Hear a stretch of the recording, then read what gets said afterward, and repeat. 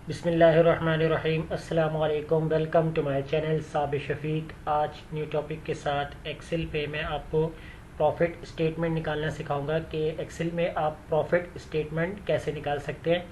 तो सबसे पहले आप हमारे चैनल को सब्सक्राइब कीजिए और साथ ही बेल आइकन पे क्लिक कीजिए ताकि हमारी जो भी वीडियो अपडेट हो सबसे पहले उसकी नोटिफिकेशन आप तक पहुँचे। तो स्टार्ट करते हैं अपना आज का टॉपिक। आज का हमारा टॉपिक जो है वो है profit statement. Profit statement Excel पे कैसे निकाली जाती है वो मैं आपको आज बताऊंगा। तो छोटी सी यहाँ पर हमने एक स्टेटमेंट तैयार की हुई है जिसमें हमारे पास जो हमारा डाटा मौजूद है जो मैंने एक्सेल पे यहाँ पर बना ली है। तो यहाँ हमारे पास जो पहला कॉलम है जिसमें हमारे नंबर ऑफ़ सीरीज़ होंगी कि आपके पास कितनी सीरीज़ की प्रोडक्ट है, और कस्टमर नेम के कौन कौन से कस्टमर हैं और उन्होंने क्या क्या चीज़ें परचेज़ की हैं, और आइटम्स हमारे पास यहाँ रिक्वायर्ड है। तो आइटम सीरीज़ आप कोई भी सिलेक्ट कर सकते हैं यहाँ पर। तो जैसे मैंने कुछ आइटम के नेम यहाँ राइट किए हुए हैं। अब यहाँ हम देखेंगे परचेज प्राइस। परचेज प्राइस यानी वो लेंगे जो हम यहाँ पर इन क्वांटिटी यानी इन प्रोडक्ट को जिस अमाउंट में हमने स्टार्टिंग में परचेज़ किया होगा तो वो अमाउंट आपने यहाँ राइट करना है। तो इसमें यहाँ पर हम अमाउंट दे देते हैं, जैसे हमने 250 और इसको हम देते हैं 500, 300 और 400। तो डिफरेंट हम यहाँ पर अमाउंट ऐड करते चले जाएंगे। और फिर इसके बाद 500 और इसको हम दे देंगे 600 और 100, 300, 800 और लास्ट 100। तो यानी कि ये हमारी जो प्राइस है परचेजिंग प्राइस, इन प्राइस को हमने स्टार्टिंग में जितनी हमने प्रोडक्ट खरीदी है यहाँ पर तो उनकी प्राइस यहाँ पर आ रही है। अब सेल प्राइस हमने यहाँ पर क्या लगाई हैं, तो हम सेल प्राइस लाजमी हम अपनी परचेजिंग प्राइस से ज़्यादा ही रखेंगे, लेकिन किसी प्राइस को हम अपनी परचेजिंग से कम भी रखेंगे, क्योंकि इसमें हम अपनी प्रॉफिट स्टेटमेंट और लॉस दोनों को कैलकुलेट करेंगे कि हमें कितना प्रॉफिट हो रहा है, कितना हमारा मार्जिन बन रहा है इसके अंदर। तो सेल प्राइस जैसे मैंने यहाँ पर ऐड कर दिए हैं 400, यहाँ पर मैंने ऐड कर दिए हैं 500, क्योंकि हम प्राइस परचेजिंग और सेल प्राइस दोनों को सेम भी रख सकते हैं कि जिसमें हमें ना तो प्रॉफिट होगा और ना ही हमें लॉस होगा। तो इसलिए मैंने यहाँ पर सेम प्राइस रखी है। इसके बाद आपके पास 350 के बाद फिर आपने इसको भी आप 350 कर दें, और फिर इसके बाद 560 कर देते हैं इसको, और 660 इसको हम कर देते हैं 200, इसको हम कर देते हैं 350, और इसके बाद इसको हम 700 दे देते हैं, और लास्ट वाले को हम दे देंगे 200। तो ये आपकी सेल प्राइस आ जाएंगी। अब क्वांटिटीज़ हम देखेंगे कि कस्टमर कौन सा कस्टमर कितनी क्वांटिटीज़ में सेल कर रहा है, यानी कि जो आपकी प्रोडक्ट है वो कितनी परचेजिंग कर रहा है। तो इसके लिए हम यहाँ पर डाल देते हैं कि 4 क्वांटिटी, यहाँ लिख देंगे 20, यहाँ लिख देंगे 10, यहाँ लिखेंगे 40, 56, 62 और इसके अलावा 36। फिर इसके बाद यहाँ लिखेंगे 69, 58 एंड लास्ट जो हमारे पास है वो 20। तो ये हमारी सोल्ड के जो भी हमारी वैल्यूज़ थी वो हमने यहाँ ऐड कर ली है। तो अब हम यहाँ पर अप्लाई करेंगे टोटल सेल्स। तो टोटल सेल्स के अंदर आपने क्या करना है, जो आपने यहाँ पर फॉर्मूला लगाना है। तो इसके लिए आपने यहाँ पर क्लिक करना है, इक्वल लगाएंगे यहाँ पर आप, और इक्वल लगाने के बाद आपने सबसे पहले अपने सेल को सेलेक्ट करना है, सोल्ड क्वांटिटी वाले सेल को सेलेक्ट कर लेना है, और आप इसको मल्टीप्लाई कर देंगे सेल प्राइस से। इस वाली वैल्यू से आपने इसको मल्टीप्लाई कर देना और आपने कर देना यहाँ पर इंटर। जैसे इंटर करेंगे तो देखें आपकी सेल प्राइस थी एक 400, यानी कीबोर्ड आपका एक 400 का था। तो 4 क्वांटिटी आपने सेल की है, तो आपके पास टोटल सेल कितनी आ गई 1600। तो इसको हम कर देंगे ड्रैग करने के बाद यहाँ पर ऑल ओवर अमाउंट हमारे पास आ जाएगा क्वांटिटी वाइज, क्योंकि एक क्वांटिटी की प्राइस अगर 500 है तो 20 की प्राइस यहाँ पर हमारे पास कितनी आ रही है, यहाँ पर 10,000 हमारे पास आ चुकी है। तो इस तरह हमारे पास यहाँ पर क्वांटिटी वाइज टोटल सेल आ रही है। अब इसके बाद हम चलते हैं अपने प्रॉफिट लॉस। अब हम देखेंगे कि हमें कितना जो एक स्टेटमेंट बनानी होती है कि हमें कहाँ कहाँ प्रॉफिट हो रहा है और कहाँ कहाँ हमें लॉस हो रहा है। तो इसके लिए हम यहाँ पर लॉजिकल फार्मूला यूज़ करेंगे, इक्वल, इफ़ ब्रैकेट ऑन करेंगे, और यहाँ पर मैं सबसे पहले सेलेक्ट करूँगा कि अगर आपकी सेल वाली वैल्यू ग्रेटर होती है किससे, परचेस वाली वैल्यू से, तो हम यहाँ लगा देंगे कॉमा।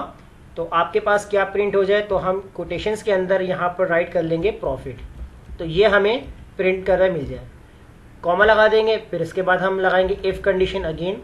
तो अब यहाँ पर हम सेलेक्ट करेंगे अगर आपकी सेल वाली वैल्यू लेस देन, यानी कि अगर आपकी सेल वाली वैल्यू छोटी होती है किससे, परचेज वैल्यू से, कॉमा, तो कोटेशंस के अंदर हम यहाँ राइट कर लेंगे लॉस, यानी कि आपको लॉस, कोटेशन क्लोज, कॉमा।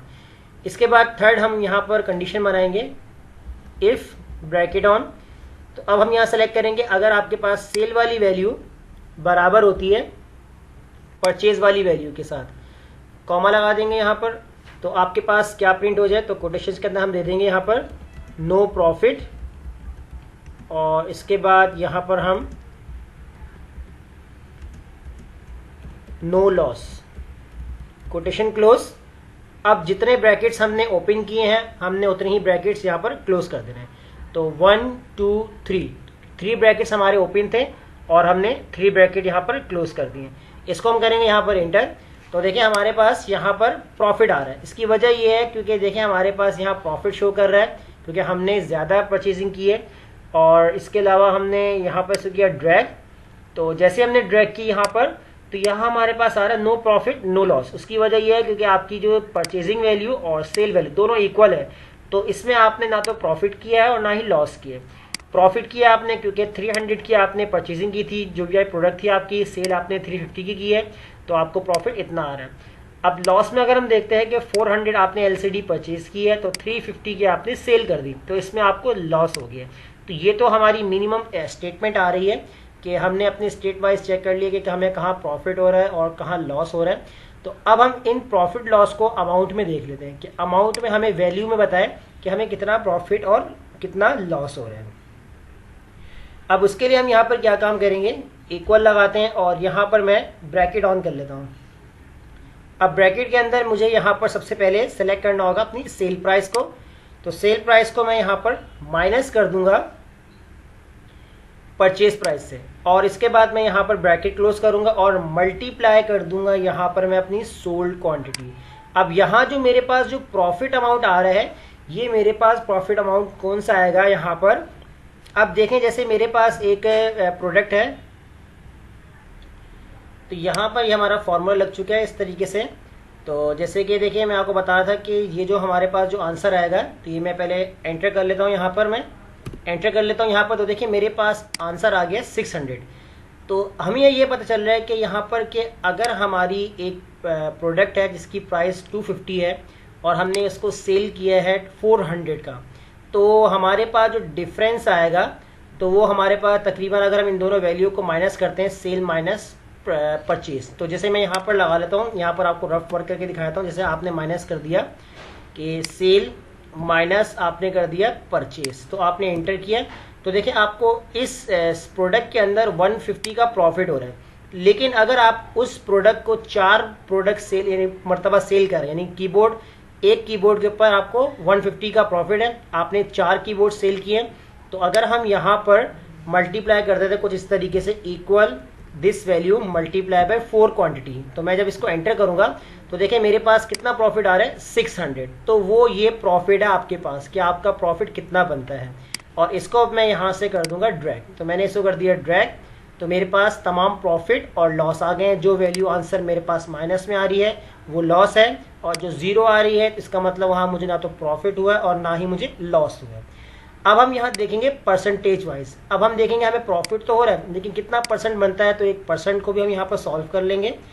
इसके लिए आपने यहाँ पर इक्वल लगाना है और आपने यहाँ पर सिलेक्ट करना है अपने प्रॉफिट लॉस वाले अमाउंट को सिलेक्ट करना है, और इसको आपने डिवाइड कर देना है टोटल सेल से, जितनी आपकी सेल हुई है। तो आपने इसको सिलेक्ट कर लेना है और आपने कर देना है इसको इंटर। जैसे इंटर करेंगे तो यहाँ बता रहा है आपको 37.5% आपको यहाँ पर प्रॉफिट आ रहा है। तो ये परसेंटेज वाइज आ रहा है, तो इसको हम कर देंगे ड्रैग। इसमें भी हमारे पास देखें 0%, नो प्रॉफिट नो लॉस। जहाँ माइनस में आ रहा है तो आपको इतना परसेंट आपको लॉस हो रहा है। अब उसके बाद हम चलते हैं यहाँ पर अपने टोटल प्रॉफिट की तरफ। तो टोटल प्रॉफिट में हमारे पास देखें यहाँ पर कुछ प्रॉफिट भी आ रहे हैं, कुछ लॉस भी आ रहे हैं, यानी कि प्लस माइनस वैल्यू आ रही है। तो इसमें हम कंडीशन से फॉर्मूला लगाएंगे इक्वल, यहाँ मैं लगाऊंगा सम इफ। तो सम इफ का फॉर्मूला मैं यहाँ पर यूज करूंगा। और ब्रैकेट ऑन करके सबसे पहले मैं सेलेक्ट करूंगा रेंज। तो रेंज में मेरी ये वैल्यूज हो जाएगी तमाम, यानी कि पूरा एक कॉलम सेलेक्ट कर लेंगे, कॉमा, और कोटेशंस के अंदर मैं यहाँ पर ये राइट करूंगा ग्रेटर देन 0 और कोटेशन क्लोज, ब्रैकेट क्लोज। यानी कि मैं कह रहा हूँ कि अगर सम करें इन तमाम वैल्यूज को जहाँ पर 0 से ग्रेटर हो वैल्यूज, तो सिर्फ 0 से ग्रेटर वाली वैल्यू का सम होगा। तो मैंने यहाँ पर कर दिया इसको एंटर, तो मेरे पास आ गया यहाँ पर सिर्फ इसने प्लस वाली वैल्यू को सम किया है, माइनस वाली को नहीं। इस तरह अगर हम लॉस में देखते हैं तो इक्वल यहाँ पर हम लगाएंगे सम इफ का फॉर्मूला, और रेंज हमने यहाँ पर सेलेक्ट कर ली कंप्लीट, और कॉमा लगाएंगे, और कोटेशन के अंदर हम सेलेक्ट करेंगे लेस देन 0 और कोटेशन क्लोज, ब्रैकेट क्लोज, और अब हम करेंगे यहाँ पर इसको एंटर। तो यहाँ पर जो आप सम इफ करेगा वो सिर्फ माइनस वाली वैल्यू का सम करेगा। अब इतना हमें प्रॉफिट हुआ है, इतना हमें लॉस हुआ है। तो अब हम इसको परसेंटेज वाइज भी देख लेते हैं यहाँ पर।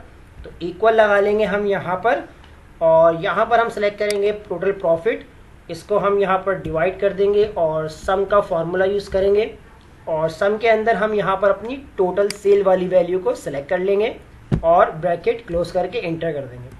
तो इससे हमें मालूम होगा कि टोटल प्रॉफिट हमें परसेंटेज वाइज कितना आ रहा है, 9.7। और अगर हम लॉस निकालते हैं यहाँ पर इक्वल, और जो आपकी लॉस वैल्यू होगी इसको हम डिवाइड कर देंगे और सम का फॉर्मूला यहाँ पर अप्लाई कर लेते हैं। तो इसमें भी आपने टोटल सेल वाली वैल्यू को सेलेक्ट कर लेना है और ब्रैकेट क्लोज करके आपने यहाँ पर करना है इंटर। तो देखें इतना आपके पास जो परसेंटेज वाइज आंसर आ रहा है कि इतना आपके पास माइनस में जो भी आपका बिजनेस है इतना आपको माइनस हुआ है, लॉस हुआ है। तो ये हमारी प्रॉफिट स्टेटमेंट थी कि आपने प्रॉफिट स्टेटमेंट कैसे तैयार कर सकते हैं एक्सेल के ऊपर। तो उम्मीद है कि आपको हमारी आज की क्लास समझ में आ गई होगी। तो अगर वीडियो अच्छी लगी लाइक कीजिए, फ्रेंड में शेयर कीजिए, और हमारे चैनल को सब्सक्राइब करना मत भूलिएगा। मिलते हैं नेक्स्ट वीडियो में, शुक्रिया।